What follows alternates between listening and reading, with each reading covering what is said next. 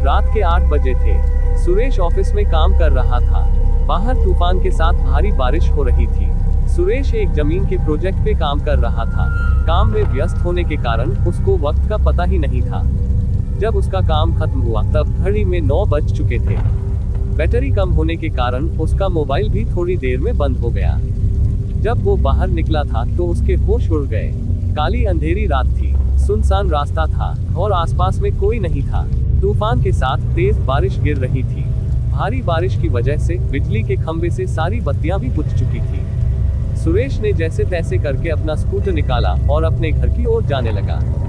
कुछ देर बाद अचानक रास्ते में एक बिल्ली दिखाई दी, इसलिए सुरेश ने स्कूटर को ब्रेक लगाई, लेकिन ब्रेक लगाने के बाद सुरेश का स्कूटर वहीं पर ही रुक गया। सुरेश को ऐसी अनुभूति हुई जैसे मानो उसका स्कूटर किसी ने जकड़ लिया। सुरेश स्कूटर से उतरा और काफी बार प्रयास किया, लेकिन स्कूटर चालू ही नहीं हो रहा था। तेज बारिश की वजह से सुरेश पूरी तरह से भीग चुका था। ठंड के मारे वह कांप रहा था। अचानक स्कूटर बंद होने से उसकी घबराहट और ज्यादा बढ़ गई। वह अपने स्कूटर को साइड में ले गया और डर की वजह से कुछ देर अपनी आंखें बंद कर ली। थोड़ी देर बाद उसको एहसास हुआ कि उसकी पीठ पर किसी ने हाथ रखा है। सुरेश जोर से चिल्लाया, कौन है? कौन है? मुझे छोड़ दो। उसने पीछे मुड़कर देखा तो कोई नहीं था। उसने सोचा कि शायद उसका वहम होगा। वह बहुत डर गया था। अचानक उसने बत्ती बुझने और जलने की आवाज सुनी और पास में देखा तो उसके स्कूटर की बत्ती जल रही थी और बुझ रही थी। ऐसा कुछ पलों तक चला, फिर बत्ती बुझ गई। सुरेश को कुछ समझ में नहीं आ रहा था कि अब वह क्या करे। वो कुछ हरकत करता उससे पहले ही उसके सामने एक लटकता हुआ सफेद छाता उसको सामने दिखाई पड़ा। सुरेश ने डर के मारे अपनी आंखें बंद कर ली, लेकिन वह अपनी आंखों को ज्यादा देर तक बंद नहीं कर पाया। जब उसने अपनी आंखें खोली तो उसके पैरों तले जमीन खिसक गई। उसकी नजरों के सामने एक चुड़ैल थी। उसने सफेद साड़ी पहनी थी। वह डरावनी नजरों से सुरेश को देख रही थी। फिर उस चुड़ैल ने छाता जमीन पर फेंक दिया। सुरेश ने देखा कि बारिश की बूंद चुड़ैल की साड़ी पर गिरते ही बूंद लाल रंग की हो गई। धीरे धीरे पूरी साड़ी लाल रंग में परिवर्तित हो गई। यह दृश्य देखकर सुरेश भयभीत हो उठा और अपना स्कूटर चालू करने लगा। सौभाग्य से उसका स्कूटर चालू हो गया और वह तेजी से अपने घर की ओर बढ़ने लगा। कुछ देर बाद वही चुड़ैल सुरेश के स्कूटर के सामने आ गई। सुरेश स्कूटर को नियंत्रित नहीं कर पाया और स्कूटर एक पेड़ पे जाके टकराया। पेड़ से टकराते ही तुरंत सुरेश की मौत हो गई। अगले दिन सुबह जब कुछ लोगों ने यह देखा तो पुलिस को बुलाया और लाश को सुरेश के घर वालों को दे दिया और पुलिस ने जांच पड़ताल करके यह बताया कि सुरेश की मौत अकस्मात से हुई। वह तेज रफ्तार से स्कूटर चला रहा होगा और नियंत्रण न रहने पर पेड़ से टकराकर उसकी मौत हुई। सुरेश की मौत के कुछ दिन बाद ऐसी ही तेज बारिश हुई जितनी उस रात को हुई थी। सुरेश के दो खास दोस्त थे, रमेश और परेश। वो दोनों सुरेश के साथ ही काम करते थे। रात के 3 बजे थे। रमेश अपने कमरे में सो रहा था। उसको आसमान से बिजली कड़कड़ाने की आवाज सुनाई दी। रमेश ने अपना ध्यान सोने पे केंद्रित किया। अचानक उसको ऐसी अनुभूति हुई जैसे किसी ने उसको एक थप्पड़ मारा हो। वह नींद से जाग उठा और आसपास देखने लगा, लेकिन आसपास कोई नहीं था। फिर थोड़ी देर बाद कमरे की बत्ती जलने और बुझने लगी। यह देख रमेश बहुत घबरा गया और कंबल ओढ़कर सोने का प्रयास कर रहा था। उसने महसूस किया कि उसका कंबल कोई पीछे से खींच रहा है। वह जोर जोर से चिल्लाने लगा, मुझे छोड़ दो, मुझे जाने दो। उसके कुछ देर बाद सब कुछ शांत रहा।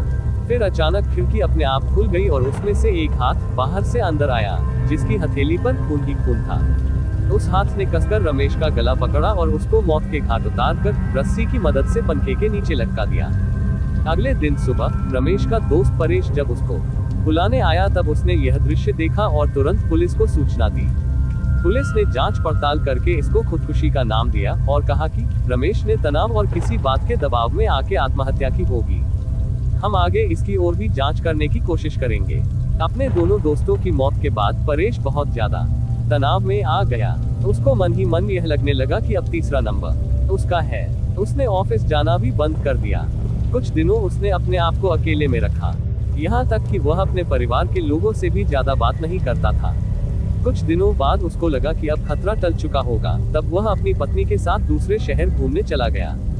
कुछ दिनों तक उसने अपनी पत्नी के साथ दूसरे शहर में सैर की। कुछ दिनों घूमकर दोनों वापस अपने घर आ गए। अब परेश के मन में डर का नामो निशान नहीं था। वह आराम से जीवन व्यतीत करने लगा। दूसरे शहर घूमकर आने के बाद वह रोजाना ऑफिस जाने लगा। एक दिन ऑफिस में ज्यादा काम की वजह से उसको देर तक रुकना पड़ा। उस रात को भी तूफान के साथ भारी बारिश हो रही थी। परेश अपनी कार में बैठकर घर के लिए रवाना हुआ। रास्ते में एक बड़े से खड्डे के साथ उसकी गाड़ी टकराई और कार का एक पहिया खड्डे में गिर गया। परेश कार से नीचे उतरा और बहुत प्रयास किया, लेकिन पहिया खड्डे से नहीं निकला। परेश कोशिश कर रहा था कि एक औरत वहां से गुजरी।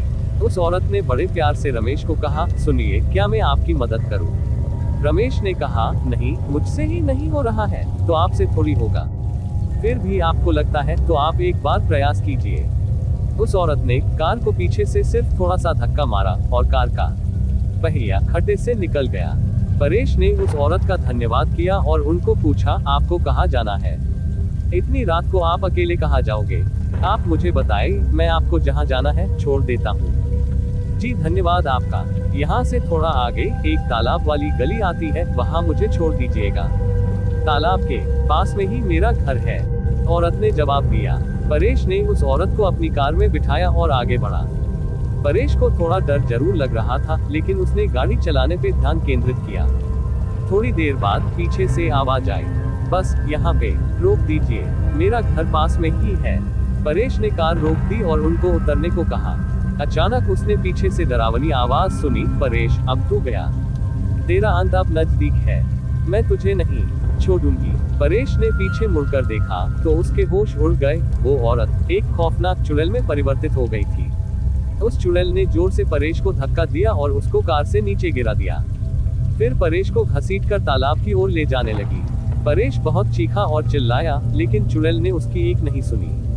परेश ने चुड़ैल से कहा, कृपया मुझे छोड़ दो, मुझे जाने दो, मैंने आपका क्या बिगाड़ा है? परेश, तू आज मेरे हाथों से ही मरेगा। तुम्हारे दोनों दोस्तों को तो मैं मौत के घाट उतार चुकी हूँ, अब तुम्हारी बारी है। याद करो बरसात की वो अंधेरी रात, जिस रात को तुम लोगों ने मेरी हत्या करके मुझे तालाब में फेंक दिया था। जिस जमीन ने मुझे और मेरे माँ बाप को रोजी रोटी दिलाई थी, वह जमीन तुम तीनों हड़पना चाहते थे और उस जमीन पे शराब की फैक्ट्री लगाना चाहते थे। जब मैंने और मेरे पिताजी ने हस्ताक्षर करने से मना कर दिया, तो तुम पापी दरिंदों ने मेरी और मेरे पिता की हत्या कर दी और दोनों को तालाब में फेंक दिया। हमारी मौत का कारण लोगों को यह बताया कि हम पानी में डूबकर मर गए हैं। मैं उस जमीन पे कभी भी शराब की फैक्ट्री नहीं चलने दूंगी तथा मैं वापस मेरे और मेरे पिताजी का बदला लेने के लिए आई हूँ। आज तुझे भगवान भी मुझसे बचा नहीं पाएगा, कहकर चुड़ैल ने जोर से धक्का दिया और परेश को तालाब में गिरा दिया और पानी में डूबकर उसकी तुरंत मौत हो गई। फिर चुड़ैल अदृश्य हो गई। दूसरे दिन किसी ने परेश की लाश को पानी में बहते हुए देखा तो तुरंत पुलिस को संपर्क किया। पुलिस ने जांच करके उसकी लाश उसके परिवार को दे दी तथा मौत का कारण यह बताया कि उसकी मौत पानी में डूबकर हुई। तो दोस्तों, कहानी कैसी लगी नीचे कमेंट कीजिए। अगर कहानी अच्छी लगी तो वीडियो को लाइक और चैनल को सब्सक्राइब जरूर करें। मिलते हैं ऐसे ही और एक डरावनी कहानी लेके, तब तक के लिए शुभ रात्रि।